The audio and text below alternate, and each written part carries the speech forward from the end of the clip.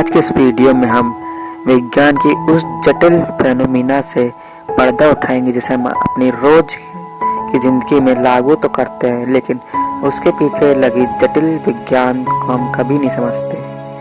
आज की इस वीडियो में हम उसी टॉपिक के बारे में जानेंगे और देखेंगे कैसे हम उसे किताबों में पढ़ते हैं, लेकिन रियल लाइफ में जब वो हमारे सामने आती है तो हम उससे मुंह मोड़ लेते हैं।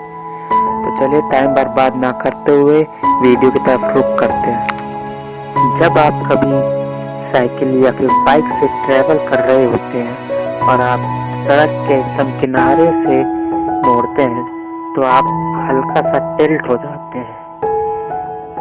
और इसके अलावा इस फेनोमेना को आप बाइक रेसिंग या फिर साइकिल रेसिंग में देख सकते हैं। इधर पे जो उनके पार्ट होते हैं जिस पे वो लोग रेसिंग करते हैं उसका थोड़ा एलिवेशन किया जाता है। तो आपके टिल्ट होने से लेकर उस पार्ट के एलिवेशन के फेनोमेना को हम बैंकिंग ऑफ रोड कहते हैं। तो आज हमारा टॉपिक में हम समझेंगे कि हम साइकिल या फिर बाइक चलाते समय हल्का सा टिल्ट क्यों होते हैं। इसके पीछे लगी भौतिकी के बारे में हम गौर से पर्दा उठाएंगे।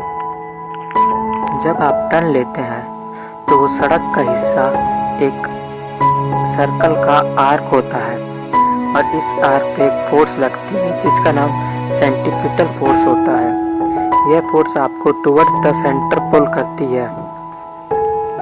जब आप हाई स्पीड से आ रहे होते हैं तब आप टर्न लेते हैं और आपके और सड़क के लेयर के बीच में एक एंगल बनता है। ये एंगल या तो आपके बीच में फ्रिक्शन इंक्रीज करता है या फिर डिक्रीज करता है और ये एंगल के आपकी वेलोसिटी पर भी निर्भर करता है। तो जब आप टर्न ले रहे होते हैं, बाय चांस आपकी स्पीड ज़्यादा रही तो ये आपके एंगल को रिड्यूस कर देगा और एंगल रिड्यूस होने के कारण आपके और सड़क के बीच का फ्रिक्शन रिड्यूस हो जाएगा। जब आप टिल्ट होते हैं तो आप एक फोर्स इंट्रोड्यूस करते हैं। यह फोर्स सेंट्रीपिटल फोर्स के जस्ट अपोजिट में लगती है। जब यह हमने न्यूटन थर्ड लॉ में पढ़ा है कि every action has equal and opposite reaction. तो जब हमने टिल्ट होकर फोर्स लगाई तो उसके अपोजिट एक फोर्स जनरेट होती है और इस फोर्स का नाम होता है फ्रिक्शनल फोर्स। यह मदद करती है आपको टर्न लेते समय स्टेबिलिटी इंक्रीज करने के लिए।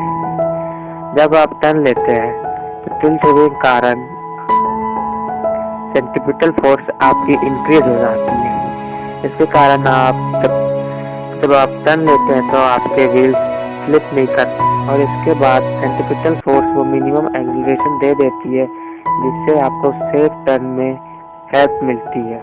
जिसे हम इसके अलावा न्यूटन फर्स्ट लॉ की मदद से भी समझ सकते हैं।